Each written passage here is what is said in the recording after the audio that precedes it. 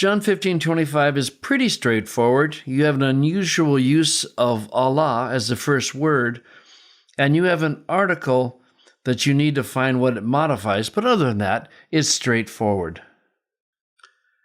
Al, hina, plerothe, halagos, ha, entonamo auton kegramenas, hati, emisesen me dorean. Verse 25 is picking up on verse 24 that says that if you hate Jesus, you also hate the Father. And then this is the follow-up, and you have this al, elided form of Allah, normally translated as but it really doesn't make sense in this sentence. And whatever you come across a word and the normal meaning for it that you've memorized doesn't fit, what do? You always go to the dictionary and you look for another use of that word. So when you go to Allah, and you have to scroll down quite a ways, but you get to number 2, and the second meaning is when the whole clauses are compared, Allah can indicate a transition to something different or contrasted. On the other side of the matter or issue, but yet are there glosses, but yet don't really fit. But you can see how this is how Allah is being used in verse 25. That is just indicating a transition, and the transition is, why do they hate him? Why do they hate his Father? Well, because it's fulfillment of prophecy. So, but in order that the word might be fulfilled, so aorist passive of plerao, and then here's the tricky one. You hit an article, and you have article, noun, article. What follows almost always after that? Modifier, right? Second attributed position. But basically, when you see a construction like this, you have the article, and then you have a prepositional phrase. Know that the ha is going somewhere else, and where it's going to is the participle. So ha kegramenos is your substantival participle, and in the first attributed position, you have a prepositional phrase modifying it. So what has been written, where?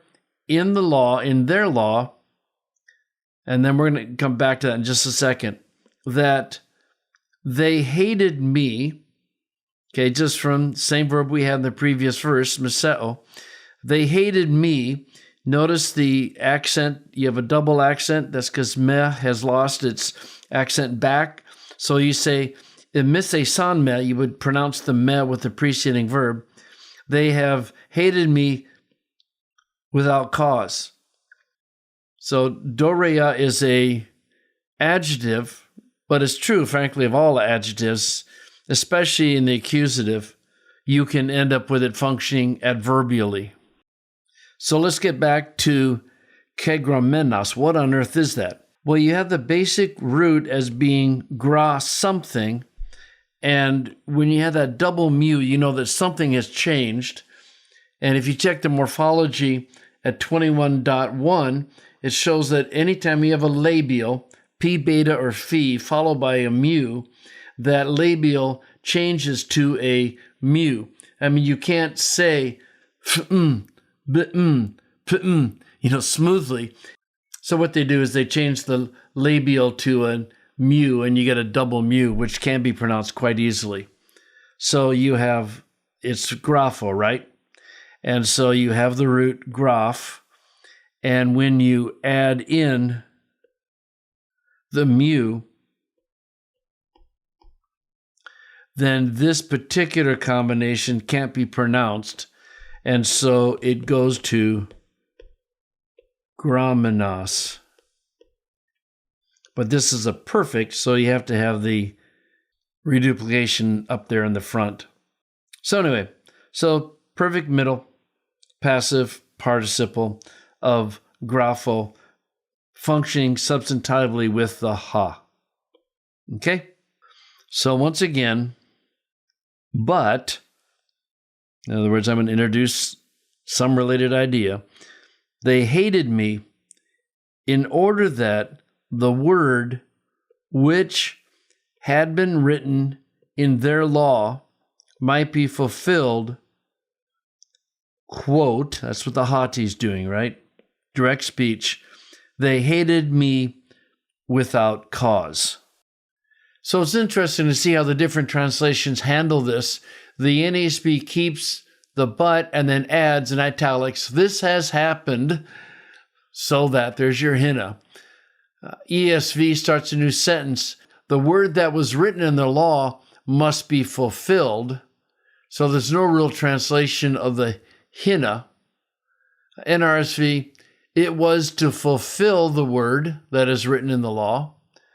CSB, but this happened so that. NIV, but this is to fulfill what is written. Net, now this happened. And NLT, this fulfills what is written. So you can see they're all having to deal with the adversative Allah, and it really doesn't, though, mean but. It's indicating this continuation that now there's another side to this issue, and you get that in the NRSV especially. So in phrasing, we had to get the connector out by ourselves. Understood, this happened in order that the word, and then I'm going to pull out the modifier just to make things clear. So, but all this happened, you have to assume something right here, right? But all this happened in order that the word might be fulfilled. Well, what word? It's going to wrap there because of the screen size. What word? Well, the word that has been written in their law, that was written in their law. And here's the actual word. They hated me without cause. This can get confusing here, I think, because it looks like you have 3 lines. So I'm actually going to reduce the size down so I can get it on one page, on one line. There you go.